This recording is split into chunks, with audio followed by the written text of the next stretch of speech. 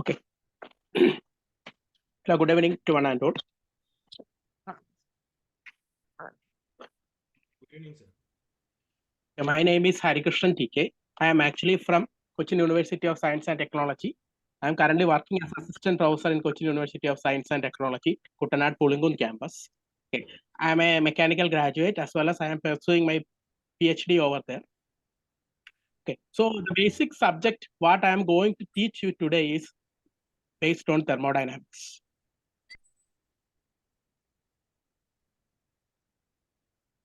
So I think that I am audible to you and what I am saying is clear. Yes, sir. Audible. Okay, thank you. Okay, thank you for your response. Okay, so I will start. So the basically what we study today is about thermodynamics. So thermodynamics means it is about our heat work interactions or heat work transactions, or what are the process happening over there, and what kind of process are there. All these comes under what thermodynamics. So basically thermodynamics is an important subject for any branch of engineering, and basically the thermodynamics deal with thermal interactions or heat work transfer. That is the basic part we study in thermodynamics.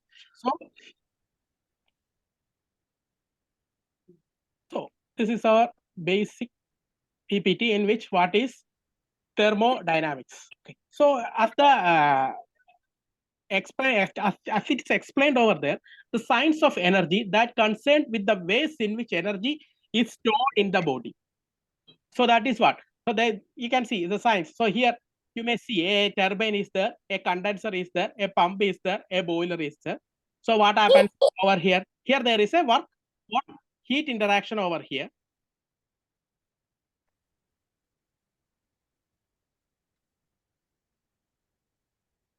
There is a work or heat interaction over there. So here in boiler, what happens? Heat Q input is there, where in condenser Q output is there. Also, when you see turbine, a work output is there. Pump, what there we are applying a work input in the pump. Okay. So these are basically what comes under the energy interactions or work transfer. Okay. So energy transformation mostly involves heat and work movements. So what is the basic law explaining this one? It is energy can neither be created nor be destroyed, but it can be changed from one form to another. Okay. This basically comes under which one? First law of thermodynamics. Dynamics. So first law of thermodynamics basically explains about what? The energy interactions. So basically thermodynamics explains about the energy interactions and also in the way which energy can be stored in the body or how it can be transferred to a body. This is the basic thing about thermodynamics. So as my first slide suggests, the science of engineering that concerned with the ways in which energy is stored within the body, that is what which we can give the definition of thermodynamics. Next thing, what is energy transformation, which involves more heat and work movements. So the fundamental law which explains this one is what? Conservation of energy principle. And this is what we say about for the first law of thermodynamics. So next comes what is system, surroundings, and boundary. So you may see over here. This is known as the system.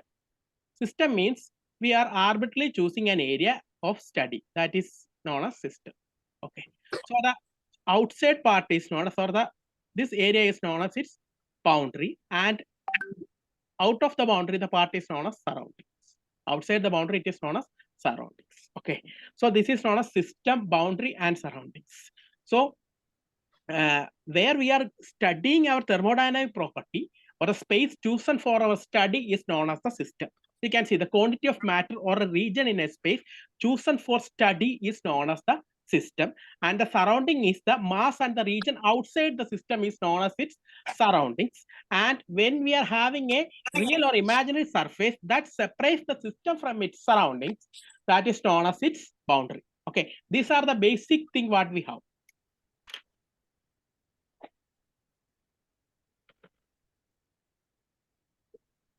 So this is what. So basically, system, surroundings, and boundary. So system, what you say about a system? For example, when you are taking a space for your study. Okay. When you take a small space for your study, this space is, inside this space, the area is known as system. Okay. Then the real or imaginary surface that separates the system from the surroundings is known as its boundary. So this area is known as its boundary, and outside boundary, it is known as its surroundings. Okay. So these are the basic things: system, boundary, and surroundings. Okay. So system is the quantity of matter or a region in space chosen for study. Surroundings is the mass or region outside the system, and boundary is the real or imaginary surface that separates the system from its surroundings. These are the basic things when we analyze a thermodynamic system. Thermodynamics. Okay. I think this part is clear.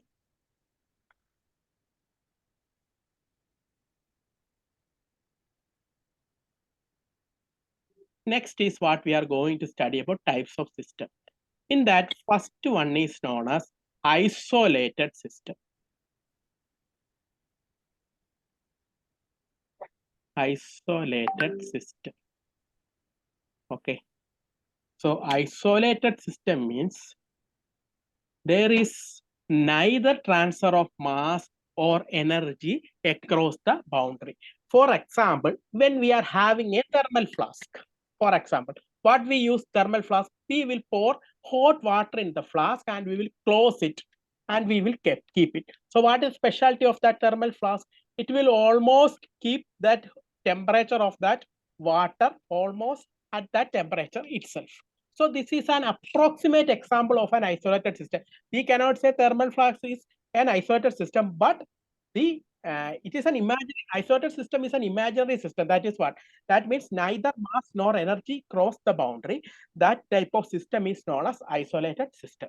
So a coffee in a closed, well-insulated thermos bottle is an example of this isolated system. So the first thing is what you have to study: isolated system. So what is specialty of this isolated system? In isolated system, neither mass nor energy cross the selected boundary. So there is a boundary. You may see this figure.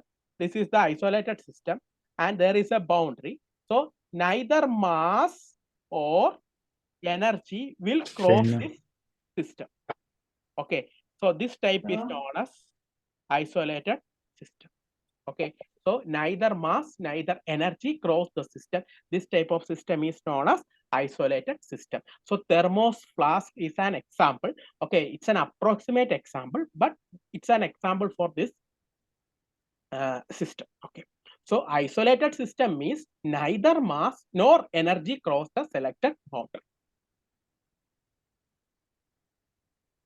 So I think this part is clear. Next one is closed system. So in the closed system, what happens? Only energy will transfer the system. No mass transfer. No mass transfer. What does that mean? If you are having a cup of tea and we are closing it with a lid, so what happens? By time, the heat of this tea cup will reduce. heat will reduce, but the quantity will remain almost same. Okay, so this is an example for closed system.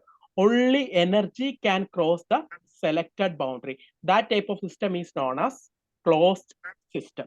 Okay, there is no mass transfer. A tightly capped cup of tea is an example for this system. I think it's clear for you. Closed system means only energy can cross the selected boundary. So the basic example is what? If you are using a small tea or coffee and you are closing it with a lid, what happens? The temperature of this tea or coffee, it will reduce. But the mass will not, whatever quantity is there, it will remain the same. So that is an example for this closed system. Okay, I think it's clear for you. Okay.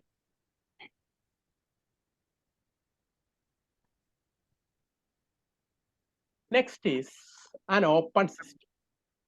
So the open system, there is a, you can see a control volume. Control volume is nothing but the volume what we analyze for our study. Okay, that is known as the control volume, or the area in which we are analyzing our study, that comes under control volume. The specialty of the control volume is there that whatever mass and energy is there, they will be crossing the system. Okay, that is an example for, if you are keeping a cup of tea open to the open cup of coffee, so what happens? When there is some expansion, some amount of coffee will go. Okay, there is a slight reduce. That is an example for open system. And also the basic example of an open system is that you should understand that if there is a any mechanical, any thermodynamic system when we study, there is an interaction of mass and energy across the system. So that area what we analyze comes under what? Control volume. So basically control volume. So for example, when we see this our first figure, when we have got this first figure, no, boiler, turbine, condenser, pump, etc. So everything what we are under our study comes under this control volume. So boiler, turbine, condenser, pump, everything comes under control volume. And there is a specific transfer of heat, energy, mass through this system. Okay, because we have whatever energy is there, it is rotating throughout that system. So this study of system is known as a control volume. That area is known as a control volume, or the area which is under our study is known as its control volume.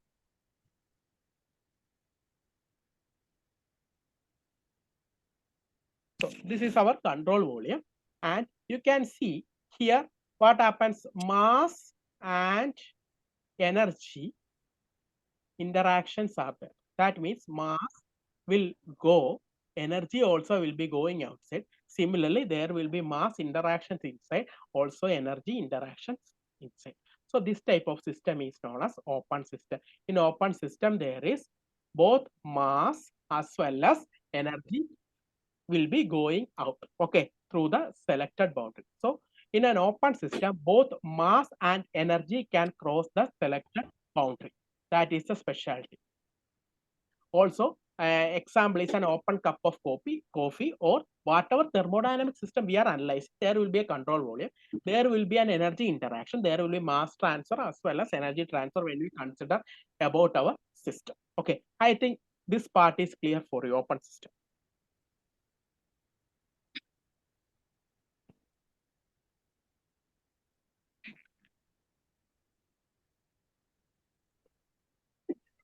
Next is properties of a system. Properties of a system is a measurable characteristics of a system that is in equilibrium. So what do you mean by equilibrium? Equilibrium means there are actually three types of equilibrium. One is chemical, another one is mechanical, and next one is thermal. So these are the three equilibriums over here. So properties of a system is the measurable characteristics of a system that is in equilibrium. So what do you mean by chemical equilibrium? Chemical equilibrium means there will not be any chemical reaction at that time. Okay. Mechanical equilibrium means there will not be any mechanical force acting on the system. Thermal equilibrium means there will not be any thermal interaction. These things we will study later. So properties, actually these properties are of two types. One is known as intensive property. Second one is known as extensive property. So the properties are of two types. One is known as intensive property. And the next step, what we say is as extensive property. So what happens? Intensive properties are independent of the amount of mass. That is a specialty. They does not depend upon the mass. That type of properties are known as intensive property. That is temperature, pressure, and density. Okay. Whatever water, if 10 liters of water or 100 liters of water, density of water will not change. Okay. So this type of system is known as intensive system. So you have to understand that property of a system is measured at an equilibrium. There are two types of properties. One is known as intensive property and another one is known as extensive property. So the basic intensive property means it does not depend upon the mass of the system. Examples are temperature, pressure, and density. Then extensive property, the specialty of extensive property is that varies directly with mass. Okay, so all the mass, volume, energy, enthalpy, etc. are the examples of extensive property. So these are the specialty. So I have told you this property of a system is always measured in equilibrium, and the properties are mainly of two types. One is known as intensive property and another one is known as extensive property.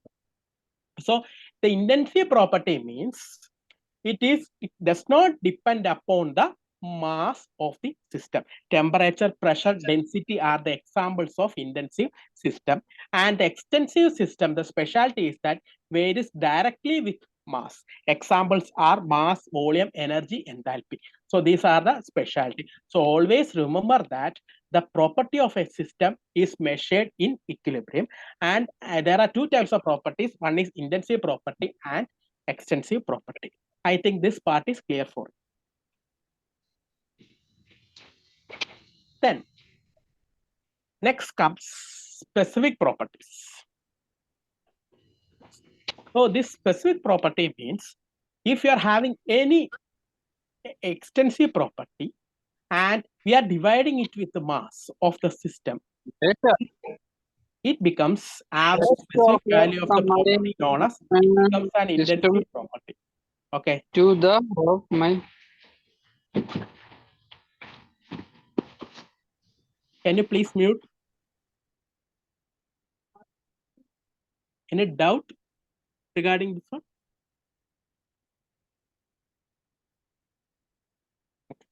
So specific property means the ratio of extensive property. So specific volume, that is volume by mass. Volume, what is the unit? Meter cube per kilogram.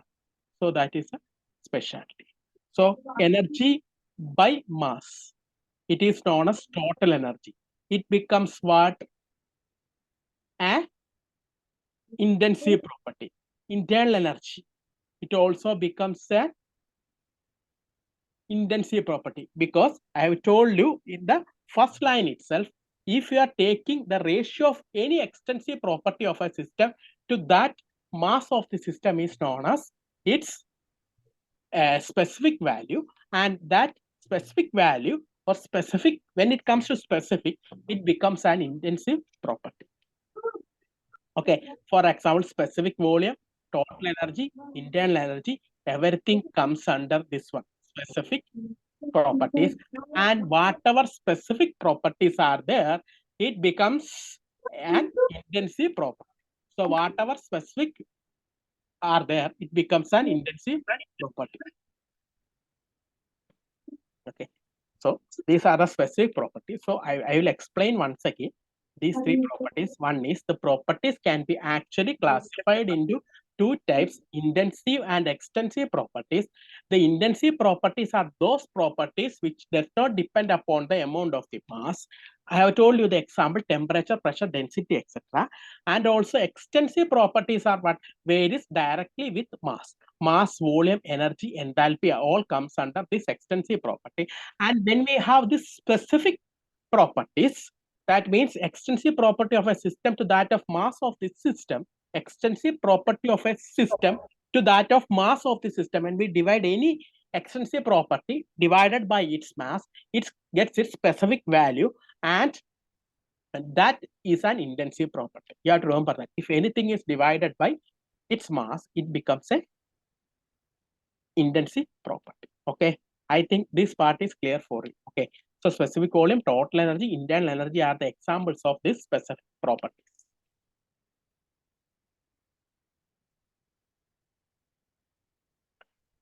Next, what we are going to study is state, equilibrium, and process. State means you can see a figure here. So here it is having a mass of 2 kg, temperature 20 degrees Celsius, and volume 1.5 meter cube. So mass in kilogram, temperature in degrees Celsius, and volume in meter cube. So you can find these are the this comes under what? A set of properties. Okay. So here when we view this one, its mass is 2 kg, temperature is 20 degrees Celsius, and volume is 1.5 meter cube. When you consider the next system, its mass is 2 kg, temperature is 20 degrees Celsius, and volume is 2.5 meter cube. So these all comes under the state of a system. So in the last class itself, last slide itself, I have told you equilibrium means system maintains thermal, mechanical, and chemical equilibrium. You will study this in detail. What is thermal, mechanical, and chemical equilibrium? Okay. So these are the thing. What is state is what? The set of properties that describe the condition of the system. That is mass, temperature, and volume.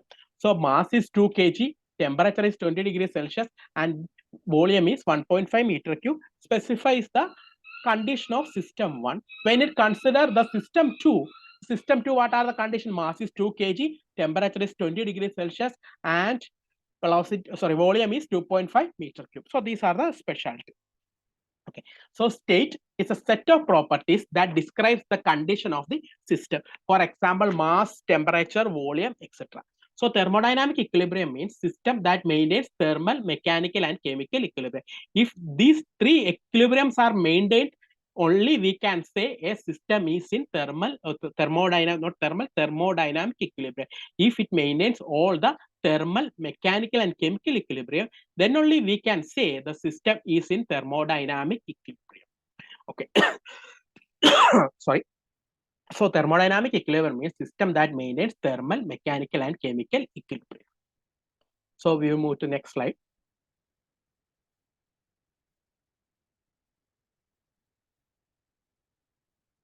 State, equilibrium, or process. You may see this figure. Actually, this is a piston cylinder mechanism. You can say piston cylinder. A piston is there, which will be moving up and down. Okay. So here, when you see, this was the initial condition of the piston, and we have named it as 1. So when the pressure was applied, it has moved to system 2. So a graph is drawn. So this 1 represents its initial stage and 2 represents its final stage. I think it's clear. So there is a piston cylinder system in which the piston was at 1, and when we have applied a pressure, it moved to system 2, and there is a process is done, and the path is drawn over here. So the first stage is called initial state, and the second one is known as final state. Okay. So the first condition, this is known as PV diagram. This is P over here, and bottom line represents V.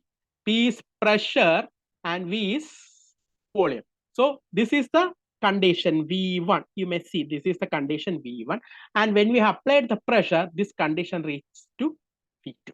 Okay. So initial stage to final stage, and this is the path through which it has happened. Okay, so this path represents the process path. So process path means the system will be moving from an initial stage 1 to final stage through a path, and that path is known as the process path. Okay, so the process is a change of one equilibrium state to another. How? So I have told you, initially the piston was here. When you have applied a pressure, the piston moved to 2, and we have traced the path of the movement, and this is the volume 1, and this represents the volume 2. Similarly, this is the condition. If you draw a line like this is the condition P1, and this is the condition P2. Okay, so this is how you will be drawing the figure, and this represents a PV diagram. So there are so many process happening over here. So if you say, if it's a constant pressure process, that means pressure will be kept constant. For example, if you draw a PV diagram, pressure constant means it will be a straight line. Pressure will be constant. That type of process is known as isobaric process. You may see the pressure will be kept constant. That type of process is known as isobaric process. Okay. If the temperature is kept constant, it is known as isothermal process. The temperature is kept constant means that type of process is known as isothermal process. And when the volume, if you see this PV diagram again, and if the volume is kept constant, you may see this volume is same. This is V1 and V2. These are same on they are just a straight vertical line. So they are constant. So that type of process is known as isochoric process. And the entropy of the system is constant. It is known as isentropic process. So here there comes a term known as entropy. So what is actually entropy? Entropy, what you say is, entropy is the disorderness of the system. So that means if a system is not having any disorderness, that means it is an isentropic process. So we cannot say every process is an isentropic process because the system will be having some laws, that is friction laws, etc. can happen. So these are actually the processes. So I have told you, process is the change from one equilibrium state to another. That is what you say it as a process. So I have told you, when you draw this, I will just rub these things.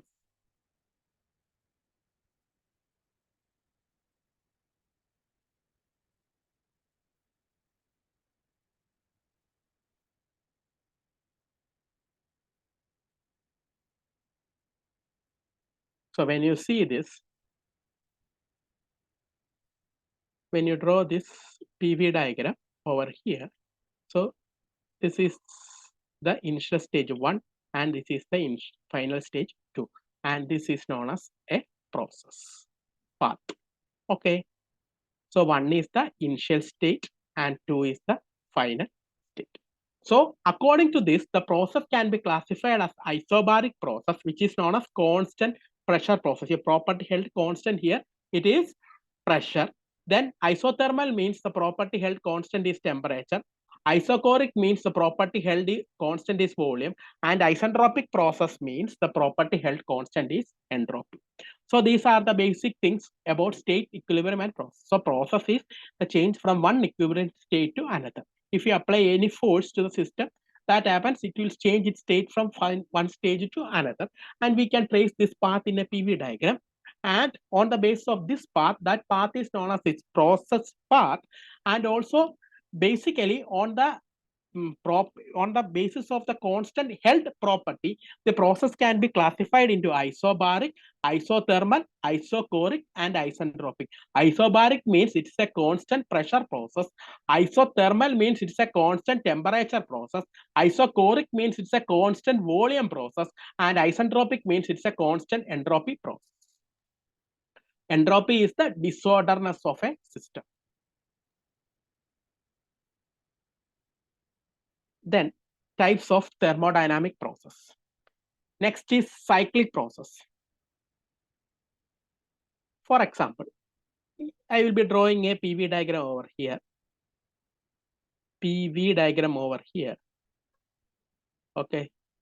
So a process has started from 1 and it has ended at 2. This is one process, 1, 2, 2. Okay. Then it has come back to 1 through another. This path is known as A and the other part is known as B. Okay. So this is A and this is B. So actually there is a PV diagram in which this is the first case, first initial condition, and this is the final condition. A process has happened and 1, 2, the system has gone from 1 to 2. For example, the system is going from 1 to 2 through path A and it is returning to 1 through path B. Okay. So what happens? This type of process is known as cyclic process. So when a system in a given initial state goes through various processes and finally return to its initial state, the system has undergone a cyclic process or a cycle. Okay. So what happens? A system will be starting from 1, it has gone to 2. Okay. Again, it is coming from 2 to 1 through another path. Path A and B. Okay. It has gone from 1 to 2 through path A. Similarly, it has come back from 2 to 3 through path B, but the initial state remains the same after the condition. This type of process is known as cyclic process. Okay, there can be many process happening, but it is reached to our initial condition means it becomes a cyclic process. So you can see when a system in a given initial state goes through various processes and cyclic process or a cycle. Okay, so reversible process. So the importance of reversible process is that. Can you give an example for cyclic process, sir? Okay, I will give you, please.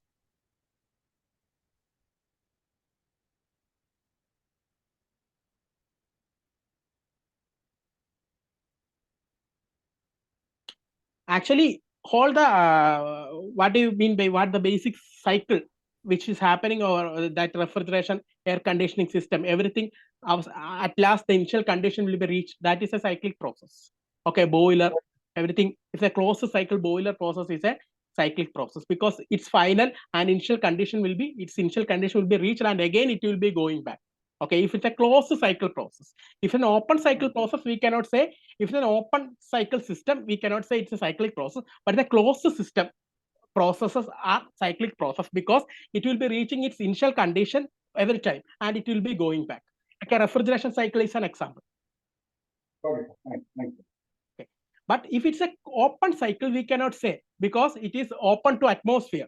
Okay, so it will not reach its final destination because atmospheric condition may change according to the temperature. Next is reversible process. Reversible process means you have to understand that path should be similar.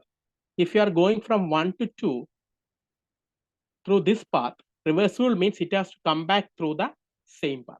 Okay, is it possible? We cannot say because there will be frictional loss, everything while S work is if energy is transferred. So what happens? Reversible process, we cannot say it will happen. Okay, we can just think about a reversible process, but every reversible process, there will be some loss. Okay. So whatever process which is happening from 1 to, it can be reversed. That type of process is known as reversible process. So reversible process defined as the process that once having takes place, it can be reversed. In doing so, it leaves no change in the system or boundary.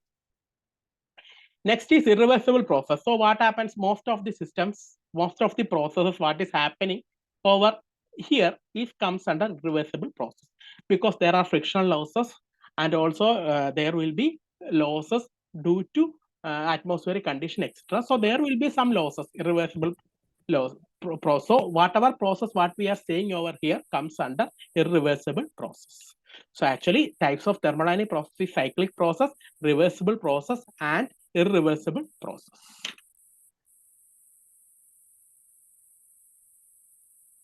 Next comes under adiabatic process. Adiabatic process means a process that has no heat transfer in or out of the system. So that is known as adiabatic process. So it should be happen when the condition is fully insulated. So this cannot happen, adiabatic process. So it is an arbitrary process only. Adiabatic means no heat transfer in or out of the system. We know that some energy transfer should be there for process to happen. So adiabatic process means a process that has no heat transfer into or out of the system. That means there is no losses. That is not happening over here. Isentropic process means entropy remains constant. That type of process is known as isentropic process. So when the process is happening in an thermal, that means temperature constant condition, we can say isentropic process can happen, but adiabatic process will not happen because it is should be done in perfectly insulated condition, and heat has to try heat, no heat will be transferring in or out of the system. That cannot happen. So next is polytropic process. So PV raised to N is a constant. That type of process is known as polytropic process. This process happens in boiler, etc. When a gas undergoes a reversible process in which there is a heat transfer, it represents a straight line, and that process is known as PV raised to N is a constant. That type of process is known as polytropic process. So that is polytropic process mainly happens in gas, that means boiler, etc. And whatever when you study about boiler, compressor, etc., whatever process we will be studying is happening as a polytropic process. So PV raised to N is a constant. That is the basic equation what we use in a polytropic process. Next comes under throttling process. So you might have heard about nozzle. So in nozzle, what happens? Water is going out through the nozzle. So there is no change in enthalpy, etc. Whatever water is coming, it will be going through the nozzle at high pressure. Okay. So this type of process is known as throttling process. And the throttling process is considered as an adiabatic process because there is no heat addition or heat rejection, etc. So that is known as throttling process. And for when you study about this nozzle, etc., the process what we consider is adiabatic because there is no heat addition or heat extraction in this process. So throttling process is nothing but there is no change in enthalpy. Enthalpy means no energy change. Enthalpy is basically energy. So throttling process means there is no change in enthalpy and no work is done and the process is adiabatic. So through the throttle, water enters, and due to the shape of the nozzle, it will be going out at high pressure or volume. Okay, so that is comes under throttling process. So adiabatic process is an arbitrary process, and it should happen in a perfectly insulated condition. That is our first case. Next is isentropic process. In isentropic process, the specialty is that entropy of the fluid should remain constant. Entropy means disorderness. So the fluid will be in a perfect condition. Then polytropic process means the condition is what PV raised to N is a constant. Most of the gaseous process comes under what polytropic process, and throttling process mainly comes under nozzle. Okay, these are the basic things about this process. So this throttling process, if the energy is like if there is a water passing through the nozzle, would the energy and the pressure be lost? Sir, it's not audible, sir. Hello? Is it throttling process? When we told when the water is passed through the nozzle, would the energy and the pressure is lost and the temperature is reduced? Yes, there will be some change in pressure temperature, but for our derivation purpose only, they are considering this as an adiabatic process. Actually, we cannot say the process through a nozzle is adiabatic. Okay, for our derivation purpose only, they will be considering this as adiabatic. There are changes in the condition when it is passing through the nozzle. There is some slight change in the condition, but we are neglecting that. And when we derive this, they are considered it as an adiabatic process. Throttling process also, there is some change in energy transactions. Okay, right, yeah, thank you. For that derivation purpose only we are considering like that, but there is change in pressure, temperature, etc. Okay, but the change is very little. That is how we will be considering that. Okay.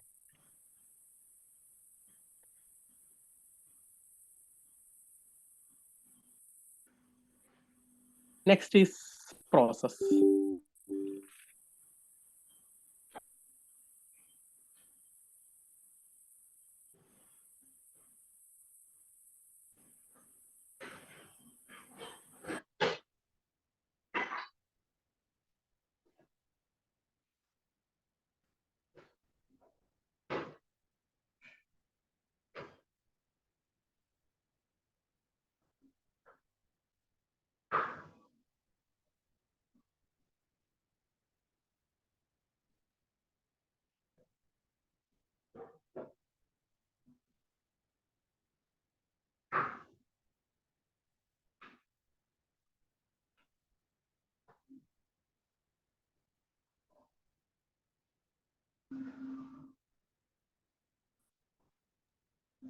Hello.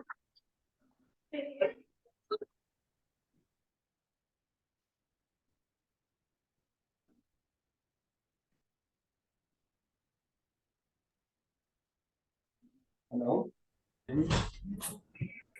Hello. Hello.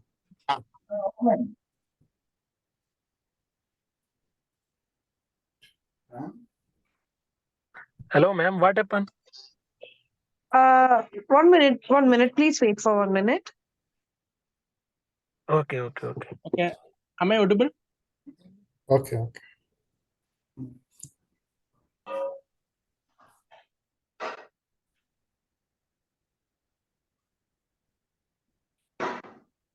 Yes, you're audible. Please restart, sir. Okay. Sorry, just lost my connection in between. Okay. So we will continue. Next is what we are going to study about process. In this process, we are going to study about change of state. So my PPT is visible, no? Yes. If any one or more properties of a system undergo a change due to energy or mass transfer, we say that the system is undergone a change of state. Okay, so that means it has moved from first state to second state. That is the condition. There is system has undergone a change due to energy or mass transfer.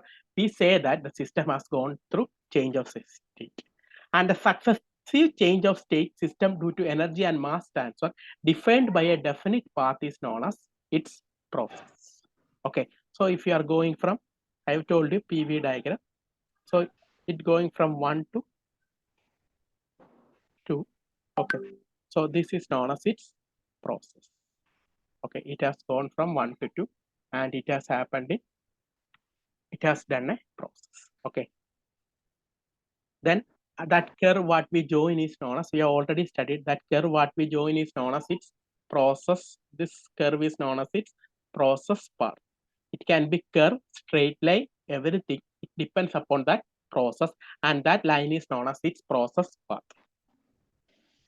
So when it goes to 1 to 2 and comes back to its final condition, it has undergone a cycle. We have studied these things already.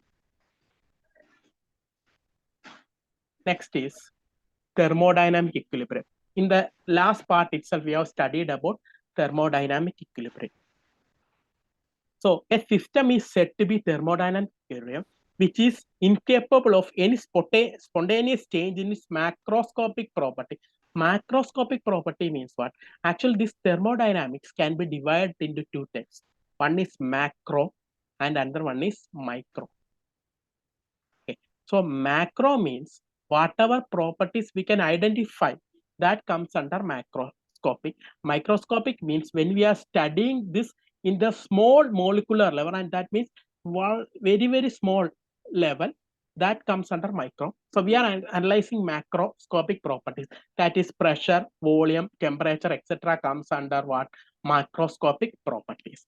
And it is in the complete balance with the surroundings. So a system is said to be in thermodynamic equilibrium, which is capable of any spontaneous change of its macroscopic properties. It is in complete balance with the surrounding. So I have told you there are actually three types of equilibrium. One is mechanical equilibrium, another one is thermal equilibrium, and another one is chemical equilibrium. Mechanical equilibrium means, I have told you, if a system is not having any unbalanced force, then it comes under what? Mechanical equilibrium. If there is no unbalanced force within the system, it comes under mechanical equilibrium. Thermal equilibrium means if the temperature is uniform inside the surroundings, uniformity of temperature inside with the surroundings, that means there is no thermal interactions. Thermally, it is neutral. That condition, it comes under thermal equilibrium. And if there is no chemical action happening on the system, that comes under chemical equilibrium. So a system, when we say about it is in thermal equilibrium, these three conditions should be satisfied. Mechanical, thermal, and chemical equilibrium should be satisfied. Then only we can say the system is in thermodynamic equilibrium. So the basic thing is that you have to identify three equilibriums, that is mechanical, thermal, and chemical equilibrium. If these three are maintained, the system is in equilibrium. That's a specialty. Mechanical, thermal, and chemical equilibrium. System is in equilibrium. Then only we can say. If any one of this is not there, what happens? The equilibrium will be disturbed. Okay. So thermodynamic equilibrium means mechanical equilibrium should be there, thermal equilibrium should be there, and chemical equilibrium should be there. If these three equilibriums are maintained only, the system can be said to be in equilibrium.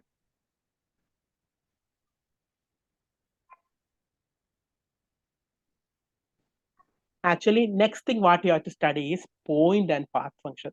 Point function means when we are specifying, for example,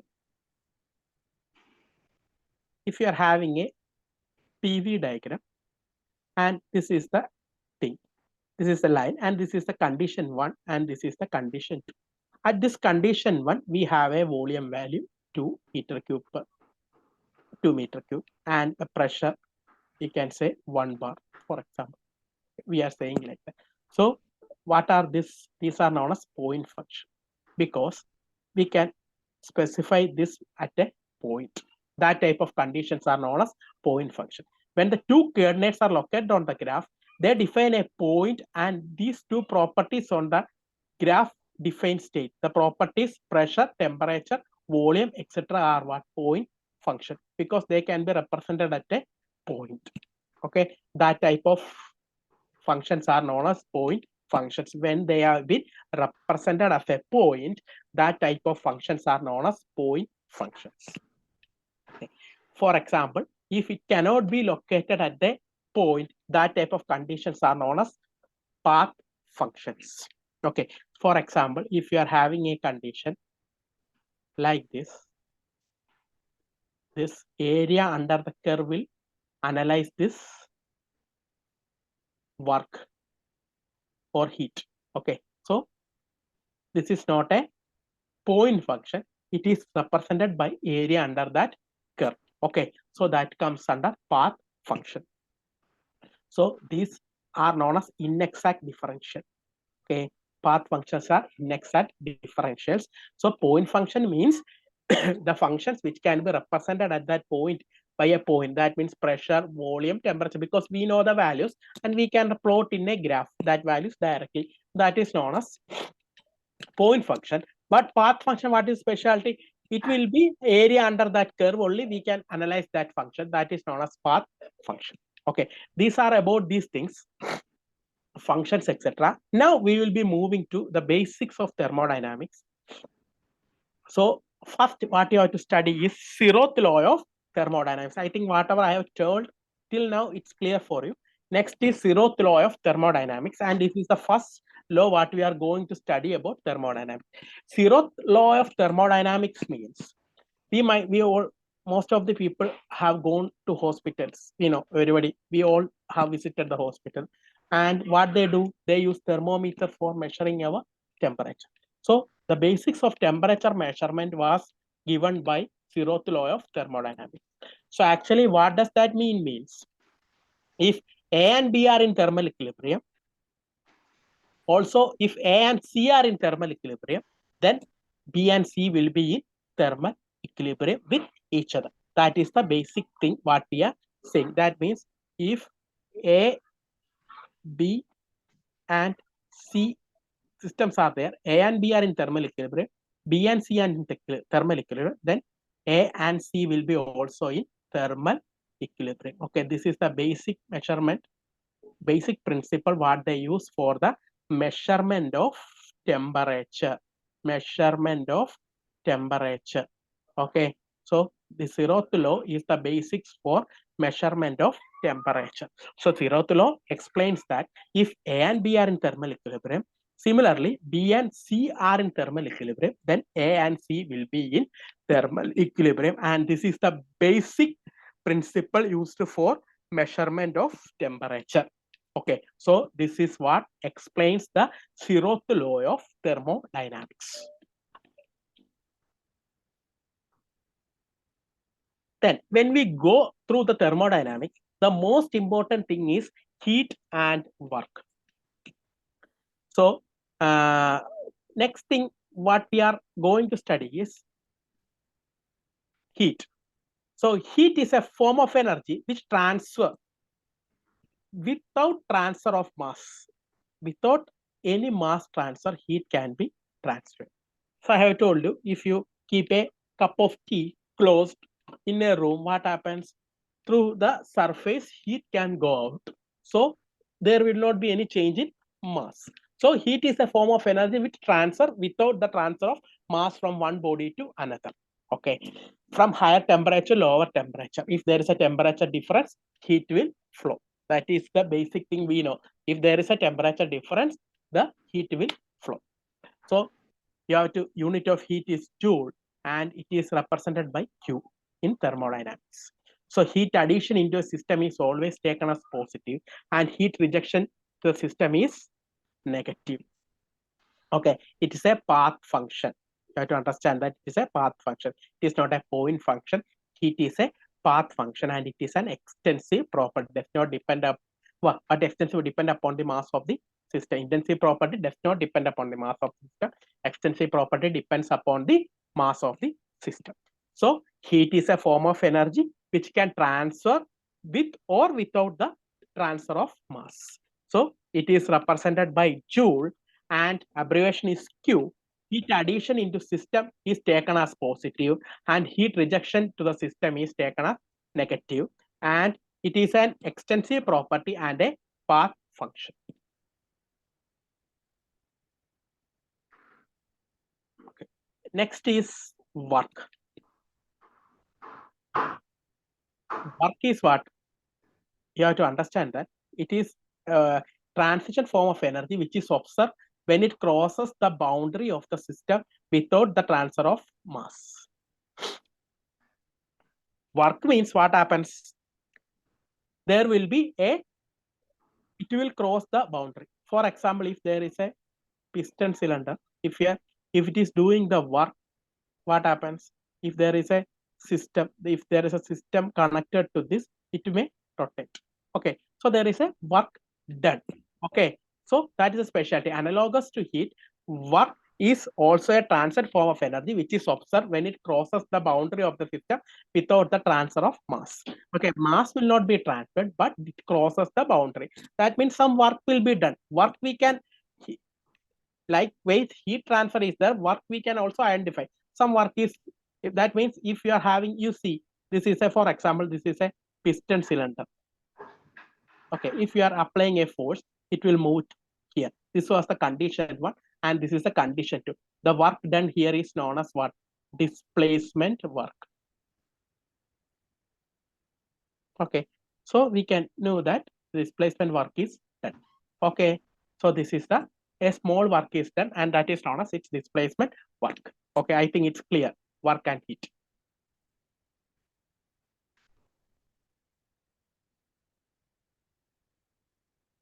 So what is the basic difference between heat and work?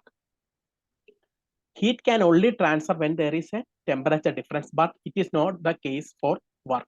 The work can transfer without any change in temperature. In constant volume process, work cannot take place. However, heat can be transferred.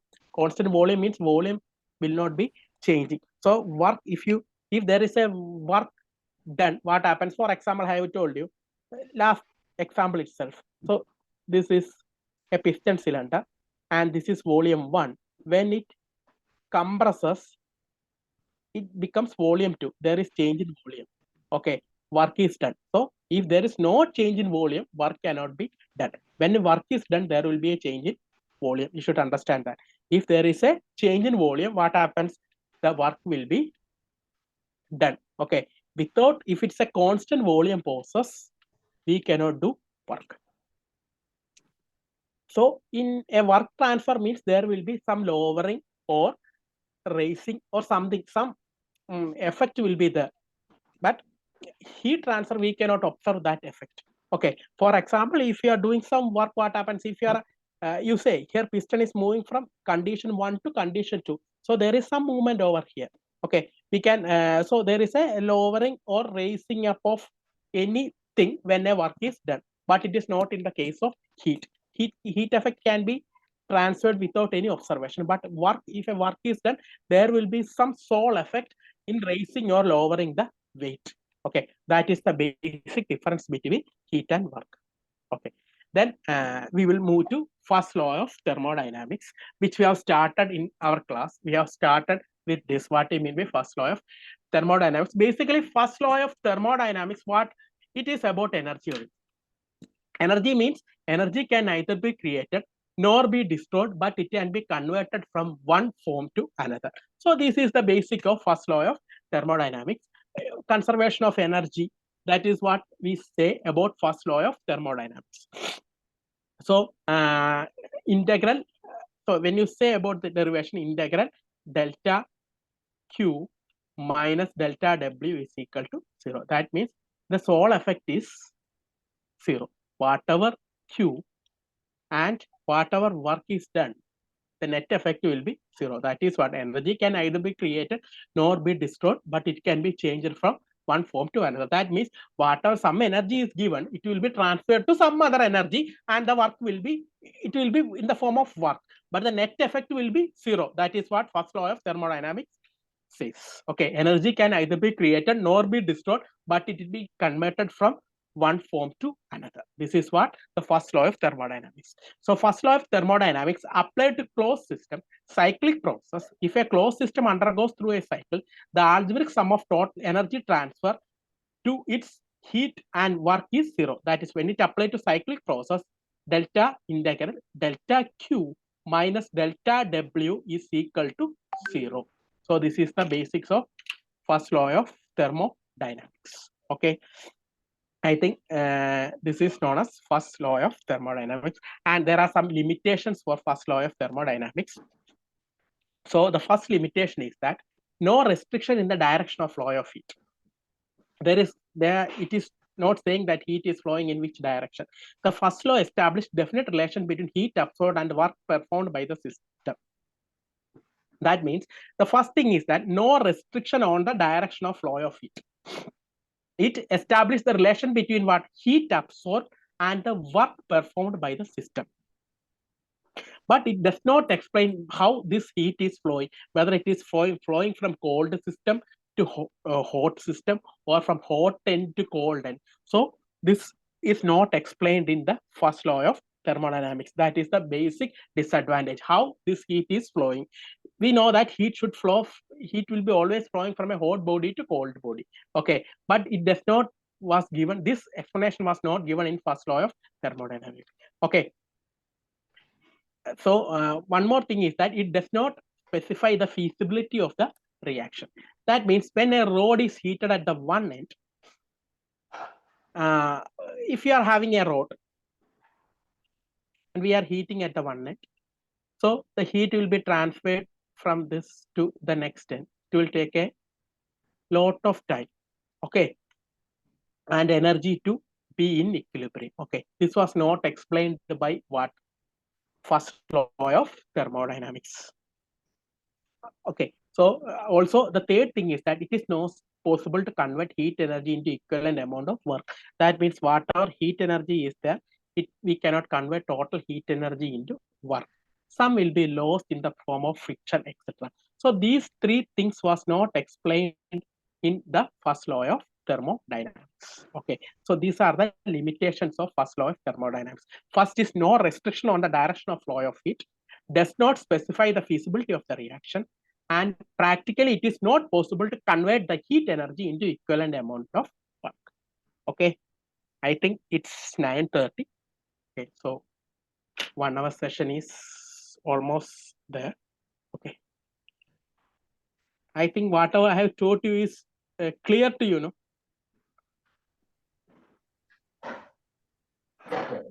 Okay. So I can stop now. Yeah. Yeah. Okay. Thank you for your patience. Thank you all. Night. Thank you. Okay. Thank you. Bye. Sir. Okay, sir. Thank you. Okay, thank you. Thank you. Thank you. Thank you very much, sir. Okay. Thank you.